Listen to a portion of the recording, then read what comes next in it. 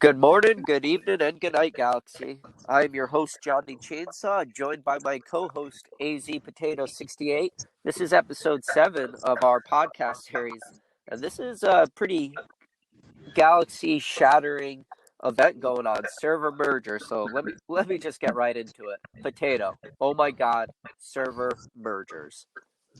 Yeah, this is going to be pretty interesting, and we've kind of heard about this for a while. That eventually there would be some server mergers, and then Panic and RevDeuce both kind of announced some more inside information that server mergers are coming really soon, right? Like in the next 30 days, and talked a little bit about what that might mean. So we want to dive into, what's it mean for us from our perspective, maybe for the server we're on, server 22, and what's it going to look like. Yeah, definitely. Right now, the actual facts are very slim. We do know that server mergers are coming. The timeline Panic gave us was within the month, or I don't know if within the month means the month of May when we're recording this, or if that means within like a 30-day timeline. But what do we actually know that is a solid fact of what server mergers are going to be? What are the facts that we know right now? That's sort of it, right? As far as like pure, this is an absolute fact, is they're going to merge some servers, which makes sense, right? There's plenty of inactive players. People have come and left the game. And it's also a way to make sure that there's something new introduced all the time into the game. And one of the best ways to do that is introduce new players into kind of a society that's developed over a year and a half, and mix it up a little bit. Yeah, definitely. And, I think that brings us to our first talking point is, what do we expect to happen? And I think this is a little different than what we hope to happen, because I know me and you, we have a lot of hopes for this server merger, but realistically, what do we expect to happen? I do expect that the founder server, and for those out there listening who aren't familiar about the founder server, that was really the very first server. They were the test server. They have some of the really strong level 50 players. Now, the only difference with that server is they have a different refinery than everyone else, which just means they're allowed to do more batches in a shorter amount of time. Now, it's a double-edged sword for those servers because, yes, they do get more batches, but I just don't ever see server mergers happening with them. So I think a lot of people need to get that thought out of their mind. Wouldn't you say you would agree with that? Yeah, and honestly, I don't know that much about kind of that founder server or the original ones in each of the geographies, right, between Europe and the U.S. and APAC. But maybe there's something different there, or maybe there's a shift to get those people, right, who have been there since kind of beta testing into the mainstream of the game. But that doesn't get me wound up at all, right? I'm not worried about it. Yeah. No, realistically, what are you expecting to see happen right away? Okay, server mergers are happening. What do you see the mergers happening? How are they going to make the decision? Do you think they're going to look at leaderboards? Do you think they're going to look at alliance stats, participation? What are you expecting? Well, it could be just kind of pick names out of a hat and smash them together, right? Kind of like a Secret Santa thing. Or there really could be a much more deliberate way to make sure that they're balancing kind of high to low level players, or low to high level players, and the count of them, and try and match up servers to introduce a more even mix. I hope there's some thought into it. On the other hand, even if, no matter what level of thought goes into it, right? Names out of a hat, or truly doing some math or some analytics on each of the servers to find out which ones match the best together. Once that happens, there's still going to be this new society that's going to develop, and you're going to have players progress, some faster to higher levels and some slower. So it's gonna be an interesting new mix. Yeah, definitely. And, there's a lot of chatter going on right now in Galaxy chat and within our lines chat is, what could be the implications if you do, let's say you're on a smaller mid-sized server and your server merges with one of those monster servers. Like everyone always talks about server 17 as having some of the strongest players, but right now on our server, you're number one in power at level 43, right? Are you 43? About 42. 40. Yep. So level 42, you're our strongest player in power wise. What happens if a bunch of high level 50s, 49s, 48 players come in? I think that's the fear for a lot of players is monster people coming into the server. Well, it could be. So it's going to depend on kind of how you want to play, right? And honestly, this is change, and people in general, right, don't like change. So if you're one of the players who like just let me mine, leave my ships alone, and let me do my thing. Well, okay, if we merge with another server that has a whole bunch of people just like that, then the only thing that happens maybe is it's a little bit harder to find a mining node, and that would make people comfortable. On the other hand, um, if you merge with a server that has 10 Johnny Chainsaws on that server running around all the time, well, that's going to freak some people out on server 22 for sure, right? Because they already don't like having one Johnny Chainsaw and AZ Potato running around kind of at random. So, but the truth is, it's going to be different no matter what happens, right? It's a different group of players, and that's what I think is actually pretty exciting. Yeah, definitely. And I think that's like the social dynamic of different servers because within your own servers, through the last 18 months or however long that server's been around, you have players creating their ROEs and these rules that the server plays by in different alliances, all that. But now what happens? It's like two trains coming in, and I really want to see, from a personal standpoint, how are these other servers going to handle players like me who have zero ROE? Am I going to more or less shatter their worlds, or are they going to somehow band together to be social justice warriors and clean the galaxy from players like me and you? I would like to see that also.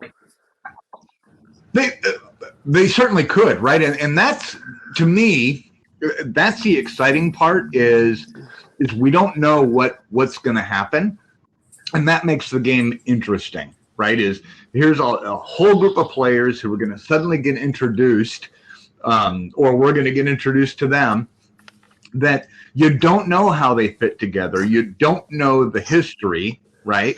And how did JLP develop, and how did NGNS, and how did Kaz, and what's the history of Ghost, right? Talking about server 22 specifically.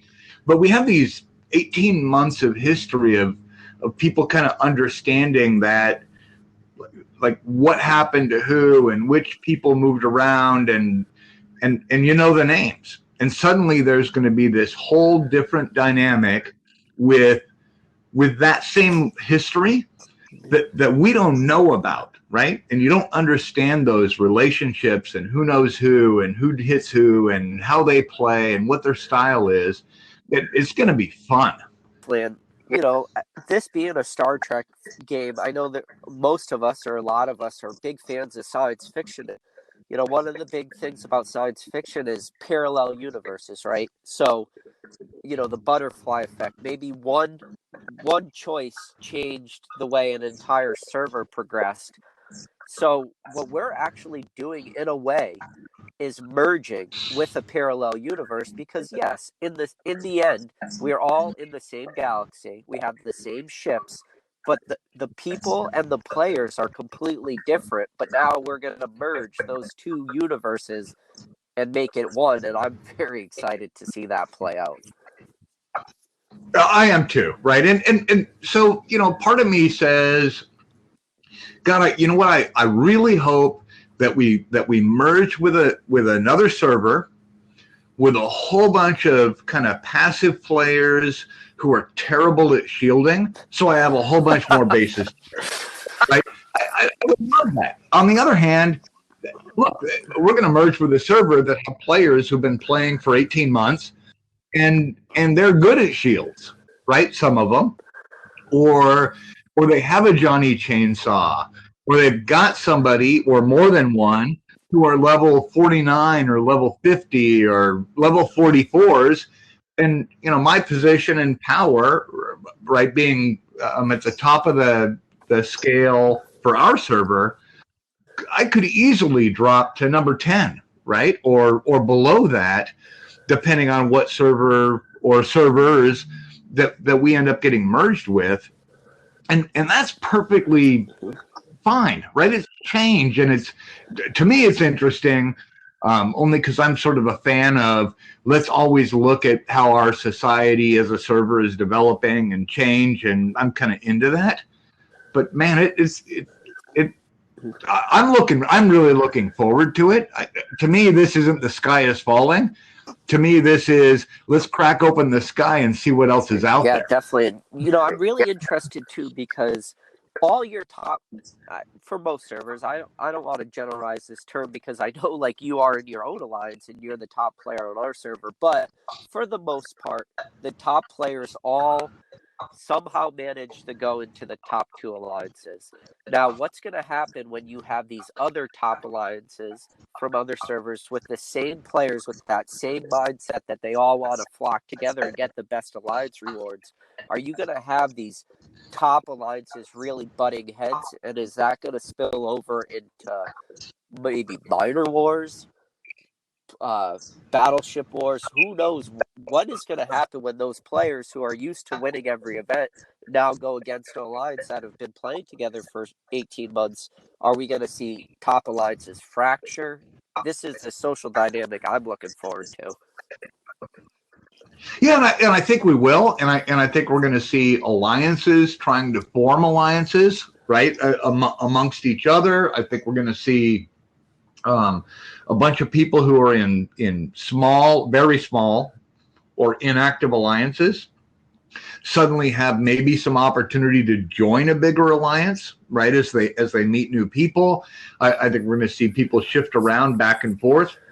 And it'll take time, right? You're going to stick with people that you know and you're comfortable with, and that you trust to join those alliances. But there's going to be new opportunity for people, and I think we might see some new alliances emerge with a combination of some of the larger players across both or multiple servers. It's really going to be interesting, but it kind of all depends on either the analytics of how these servers get combined or a random draw from the hat. Yeah, and I think you're definitely going to see those middle of the road alliances who are struggling to stay afloat. Yeah, they have a few very active players, but at the same time, they have a lot of inactives. Maybe we'll see some mergers between those middle of the road alliances on both servers and then create a real true top alliance, and that would be exciting to see too.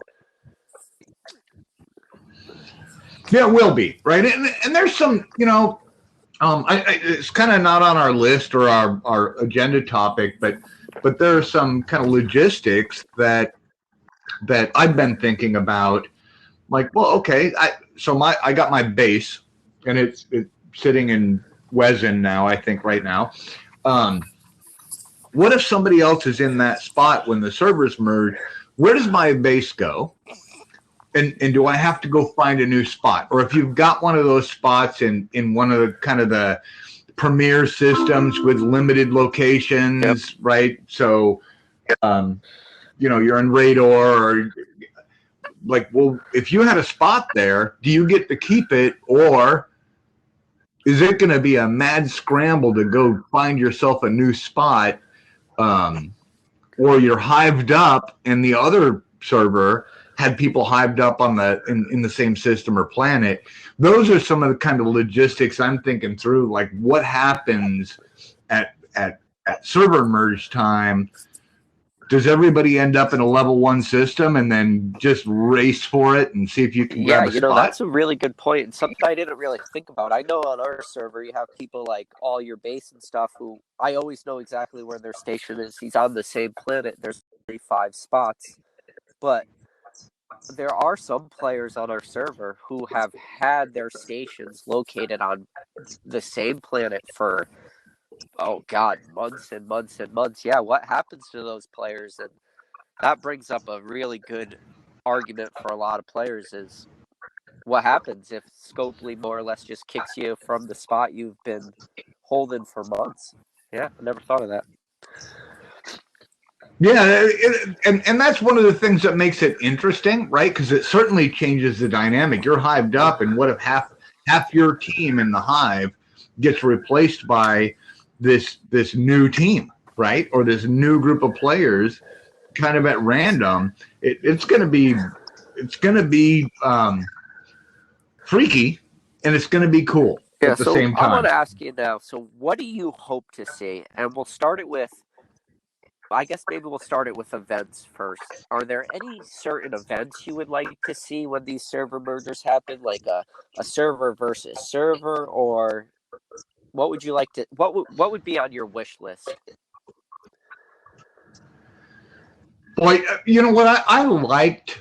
I really liked the PvP event, even though it was limited to a system. Or certain systems in general, the one that just recently happened that was PvP, because I think, you know, that, hey, kill ships, kill other players with these 3 or these 4 ships. I thought it was fun, and it was really cool that it was, you know, it was ships that I hadn't taken out of the garage for some time, right? And suddenly I got to go use them again, and people were out killing each other, and nobody was upset about it, and it was good PvP. I think that was a great start for an event. But I think we're going to see some PvP that, as a natural result of, you know, so as an example, right? I've had conflict, let's call it, with JLP, right, for months and months and months, a year, and partly made up and partly just because you guys are there. But if another group comes, some other alliance joins in, who's irritating, but for whatever reason, right? However you play, they're going to irritate you. Would I join up with JLP? Kind of jointly against them, or would I keep my kind of in-game personality of being against JLP? Like, is that going to change? Right? Am I going to have a better relationship with NGNS or Kaz or Ghost or JLP against the newcomers? Or am I going to go join up with newcomers and try and convince them that JLP is evil? I mean, there's definitely going to be that. I think is probably going to happen, but I think Scopely also threw out a big hint to everyone, and for those out there watching and really paying attention, I think they picked up on it, and that was how you talked about the last event. But there was also a caveat that they had recommended systems for PvP, but you could also go and clear miners and any system you wanted.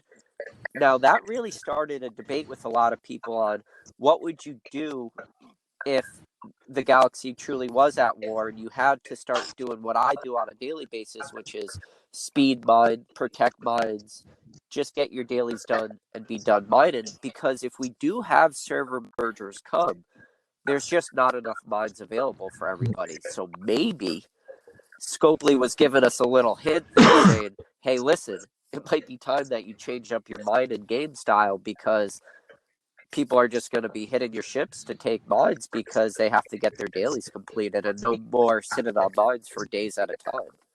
I don't know. Yeah, I like that, right? It's not that I'm against mining. It's an important part of the game, clearly, right? Or you wouldn't have the things you have. But there's some indication that, like, you add more people in, and granted, we have plenty of very inactive players who log in rarely or haven't been on in 90 days or whatever. But it's kind of funny. I actually just sent you a screenshot, Johnny, from a mission where the suggestion is you have to go mine. Oh, by the way, if there's no nodes available, gently nudge somebody off of a node to take one, just so you can complete the the mission. And I think that's the thing is it's a PvP game, right? It's a mining game. It's a event game, mission game. There's a whole bunch of stuff to do, but the idea is it's not a inactive game, right? You got to participate, and if you want a node to mine on, well, go get one, right? And then do what you have to do to hold it. And suddenly we're going to introduce new players into this society that we've developed together, right? It's going to change how that works and how long you can hold a mine and what that server is used to for rules, their own internal rules they've developed about how to deal with miners on nodes, right? Whether they're over cargo or zero or just mining, and you feel like you want the node and somebody wants to take it. On some servers, that's perfectly natural. On server 22, in general, there are kind of these accepted rules of how you deal with them, right? Yeah, and I think we've talked about it so much as shield management, but there is also a thing called miner management, and there's a lot of people out there who are really, really good at managing their miners, meaning they're never over protection, they're never on a zero, and hold mines for a long time. And miner management is a thing. Now, I personally despise miner management, but there are those players out there who are really good at it, and I'm always will be the first person to recognize players that are good at doing stuff. But now, what's going to happen to those players who are good at miner management when people are coming in and just clearing them because there's not enough mines to go around? I'm excited to see what happens. Yeah, but I don't think that it's there's not enough mines to go around. There are, right? It's the do you need the mining for your dailies? Do you need it to build up stock so you have your refinery? Or are you mining just to mine, right? Like, why are you mining? And there's a whole bunch of different reasons for it. But if you look at server 22 as a specific example, if you need to mine G2, right, 2-star materials, you can find a node anywhere, right? I mean, there's unlimited numbers of those available. You can mine G2 all day long. G3 is harder. G4, right now, it isn't limited. I mean, it's rare when you go to a system and you can't find a node. G3 is the tight spot. On other servers, G2 is still just packed with people because they have newer players, and very, very, very few people are at G4. And on other servers, they're battling over the G4 nodes because they have enough players who can get there. So it's really going to completely depend on how those servers get merged together and what kind of players are there and where they're at in their progress and what they need to mine. So it's going to be interesting. Yeah, it's going to be a shakeup for sure. One of those. I really wish I could be a fly on the wall in Scopely headquarters and just hear what their thought process is when it comes to server mergers. And like you said, it could be that they do it real methodically. They look at leaderboards, they look at player activity, do all these things, or it could be more or less throwing a dart at a dartboard and saying, oh, server 22 with server 17, server 17 with server, whatever. And part of the beautiful thing of doing this podcast is I've been able to meet a lot of players around the galaxy through Discord and the comments we received and the feedback. And I've seen a lot of leaderboards now for a lot of different servers between EU and the US servers and everything. And I'll tell you what, all servers are not equal. And that is one thing that people who get very focused in their mindset on their server sometimes put the blinders on, and they don't realize that there are some really true monster players out there. But not only monster players, there's really intelligent players out there. And the intelligent players who really have a good understanding of the game should really be feared by some of these other servers. I agree. There are, I have this alternate account on server 34. There are some fantastic players there, right? Who know they have a lot of really interesting knowledge about the game. Their play style is different. In some ways, it's very similar to the server we're on, but in other ways, it's very, very different. And there's a history that if you haven't been there since the beginning, you don't understand yet, right? And it's going to take a while to kind of learn their background and where they came from and how they make decisions. And that's what I think is exciting about this is, I've been in a couple of different alliances along the way. And every time it's been a great experience because it was new players, people that I used to battle against suddenly become your alliance mate, and you get to know who they are and how they play, and you form these bonds with them that they're great people and they're great players, and that to me is the most exciting part of the game, right? I don't, I kill plenty of red triangles out there and blue ones, right? But that's not the game, right? It's not just tapping and clicking or hit a node and then come back in 4 hours and see what happened. It's about the people. And suddenly we're going to have a whole group of new people kind of coming together and new relationships forming and new social dynamic developing. That to me is the exciting I think part of that's a all. great segue into the part of the show that we like to call Player Spotlight. And I know for people who've listened to our other episodes, we've done Trom now, we've done Nick Knight, but for today's Player Spotlight, we're going to do a player Logris from the Alliance Ghost. Now, I go way back with him, and I know a lot of Ghost members listening to this podcast right now are probably going to break their phones or break their computers, however they're listening to this, hearing me say good things about him and that we have an in-game friendship. But I've been on both sides. I've been allied and napped with his alliance, and I've been on the opposite side where we've been at war. But as a player, I've always gravitated to players that not only were strong in game, but had a very strong in-game knowledge, very similar to how mine and your friendship started. I've always gravitated to those players who played the game at a higher level. And for those people listening who saying you can't really play this game at a high level because it's a lot of just click and point, they're missing a lot. But Logris is one of those real, true warriors of the game, and for a while he was number one in power destroyed on our server, which is server 22. A lot of people either don't remember that or don't know that, but he's a very intelligent player, very awesome player, and me and him have had a lot of good PMs back and forth in the last 18 months that this game has been around. Now, have you had any experiences with Logris in game?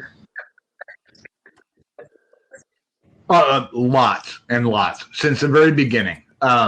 And so, he was part of the group that the first time my base got just drained, right? And it was like a complete gut kick when you get that the first time you get raided and drained, and he was part of that. And then, he'd hit my miners out there, wherever. And sometimes it was like twice a day. And not because he was hunting them, he had his own rules of when he hit miners. And what I found and what I really liked was Logris is one of those guys who is an absolutely consistent player, right? I've never personally seen him just kind of lose it and go off and kill everybody, right? Although maybe he has. But there was this consistency to when and why he would go kill miners, and he was very aggressive in raiding, and he's still definitely in the top 10 on our server, on server 22, as far as total power goes. But man, the guy is, you're right, Johnny. He knows a lot about the game. He's a very consistent, active player.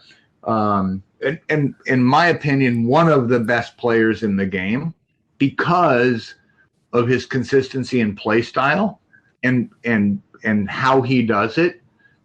Yeah. Really amazing. I love the guy. And I've had many great conversations in game with him. I guess it would be a little bit more like real life, where you have your favorite sports team, and there's always that one player on a different team that you always wished was on your team because you were cheering for him or whatever. You knew that he would add value, and he's always been one of those players. And like I said, we have a good in-game, friendship, which a lot of his alliance is going to freaking hate to hear, but it's just the truth, right? Like, some people are able to separate the wars and the pet.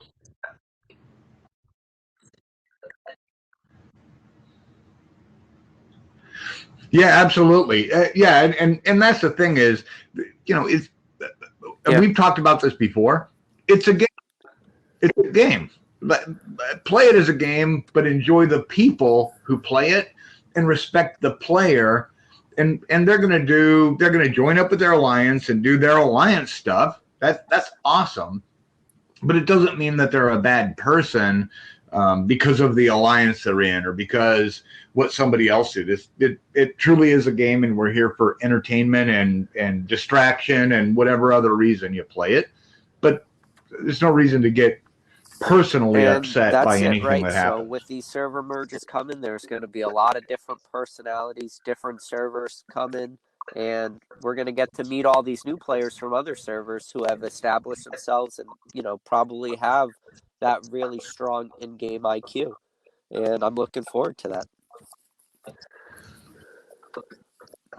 Yeah, so, I guess kind of my last thoughts before we wrap this up is we know that server mergers are coming, right? And where the information is coming from, those are solid sources. It's going to happen.